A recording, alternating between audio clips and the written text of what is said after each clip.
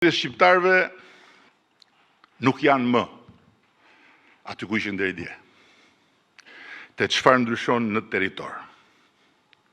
Dhe nuk kanë fare më lidhje me statistikat ekonomike, sado pozitive qofshin. Ato janë ankoruar mu te pritshmëritë e tyre. Prandaj dhe Bulevardi i Flamingove duhet parë jo si një protest, po si një pasqyrë. Që shoqëria na e vuri përpara, duke na sfiduar të shohim vetveten dhe të verifikojmë seriozisht nëse e kemi mendjen dhe zemrën në vendin e duhur për ta qeverisur Shqipërinë e kësaj faze 3. Të cilën në radh parë dhe me do e mos duhet ta kuptojmë ne të parët në të gjithë përmasat e saj. Unë vetë në pasqyrën e Bulevardit të Flamingove pash mbylljen e një epoke dhe fillimin e një tjetër. Epoka e mbyllur është epoka e mungesave. Kur një rrugë e re ishte fitore kolektive, një shkollë e re ishte feste për bashkët, një lulishte e re pritej me duar trokitje dhe ndezja e dritave në lagje përcillej me bekime. Në epokën e mungesave, shoqëritë vuajnë përgjatë rrugëve pa rrugë të rënimit dhe të poshtrimit dhe i gëzojnë çdo ndryshimi si fëmia një dhurate. Toleranca e tyre ndaj atyre gjërave që mungojnë është shumë e madhe. Deviza e saj epoke është ka edhe më keq. Epoka e hapur është epoka e pritshmërive. Ku rruga e re është standard, jo fitore. Shkolla e re është borxh që kthehet me vonesë, jo arsye për të festuar.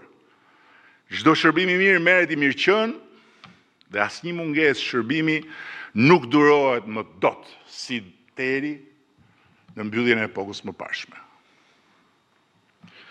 Shoqëria as nuk e çon më në përmend nëse ka dhe më keq. Toleranca e saj ndaj çka nuk shkon vjen duke u zeruar, sepse deviza e kësaj epoke është ka edhe më mirë. Alexis de Tocqueville, një ndër studiusit më të mprehtë të demokracisë dhe ndryshimit shoqëror, na ka lënë një paralajmërim me shkrim. Tamam për këtë fazë ku kemi hyrë. Çasti më i rrezikshëm për një qeveri vjen pikërisht kur ajo ka nisur të ndryshojë gjërat. Dhe shembujt e ndryshimit që ne kemi sjellë në këtë vend janë të panumërt në çdo drejtim. Ndërkohë që rreziku për të cilin ai shkruan është tani më fare i lexueshëm. Për 100 e kusur vjet në Shqipëri nuk ishte hetuar, dhe aq më pak pastaj gjykuar në mënyrë të pavarur, një i vetëm zyrtar i lartë. 100 e ca vjet, asnjë. Ndërsa korrupsioni ishte pranuar nga të gjithë, si t'ishte fataliteti një fatkeqësie kronike natyrore. Më kujtohet se kur njerëzit e mbështesnin edhe me dorën e djathtë edhe me dorën e majtë reformën drejtësi, duke kërkuar vettingun si besimtarët që kërkojnë shpëtimtarin, prap se prap, pyetjes, nëse e besonin se ata do të shihnin një ditë zyrtar të lartë përpara drejtësisë, i përgjigjeshin masivisht jo. Reforma jonë drejtësi e ngriti luftën kundër korrupsionit në nivele që deri dje as nuk imagjinoheshin. Monumenti i pandëshkueshmërisë ra, siç deri dje as mund të imagjinohej. Por ky fakt s'mjafton fare që njerëzit t'i gëzohen sa arritje historike. Përkundrazi, ky fakt del dhe të pronë që ata t'jenë të paknaqur, pse nuk bëhet më shumë. Për 30 vjetë, shqiptarët ndënjën në radha kilometrike për të marrë shërbimet më elementare. Duke pritur në shi, duke pritur në diell, një dokument të rëndom, certifikat lindje, duke u shtyrë për të paguar dritat që me zivinin, apo duke ardhur nga jashtë për të kaluar gjysmën e pushimeve në për sportele, që ngjanin si ato dyert e urbanit kur futet gjithë dynjaja, në kohën kur akoma ishin turnet e kombinatit tekstileve. Por e kishim pranuar atë realitet. Sigurt ishte një trashëgimi e patundshme.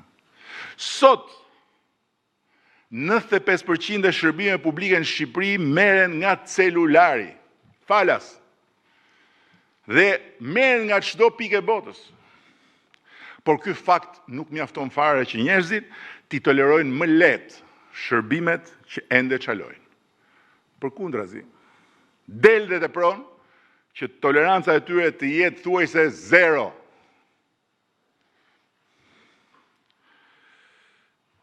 Nuk e di a e dëgjuat kur tregova një ditë rastin e të ëmës një shokut tim, gjyshe 80 ca vjeçare. Edhe ajo doli në protestë.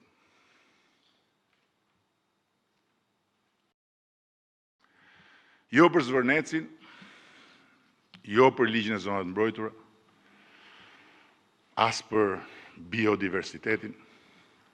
Doli nga që sa herë i duhej të vizitohej në poliklinik për një smundje kronike, ngrihej pas zbardhur dita, bashkë me të moshuar tjerë, për të zënë radhën, sepse mjeku në atë poliklinik shkonte vonë dhe rinte 2-3 orë. Ne mund t'i tregojmë tani asaj gjyshe sa spitale kemi ndërtuar, sa pajisje kemi blerë, si ka ndryshuar si nata me ditën sistemi ynë shëndetësor, krahasimisht me kohën kur morëm detyrën. Të gjitha këto. Dhe gjithçka mund t'i numërojmë asaj për punët e panumërta që ne kemi bërë për shëndetësinë, janë fakte, si drita e diellit. Por fakti i saj është përvoja. E asaj radhës në poliklinik, kur dielli s'ka dalë akoma. Dhe kur faktet tona përplasen me përvojën e gjyshes, ne nuk mund t'i kërkojmë asaj të ndryshojë përvojën. Duhet ndryshojmë ne, që zëri i saj të dëgjohet, halli i saj të qahet, përvoja e saj të ndryshojë dhe ajo ta shohë që shteti nuk nis dhe nuk mbaron tek tarbjati i mbrapsht i një mjeku. Përndryshe, të gjitha ndryshimet që kemi bërë për shëndetësinë do mbeten aty. Fakt i pamoshëm.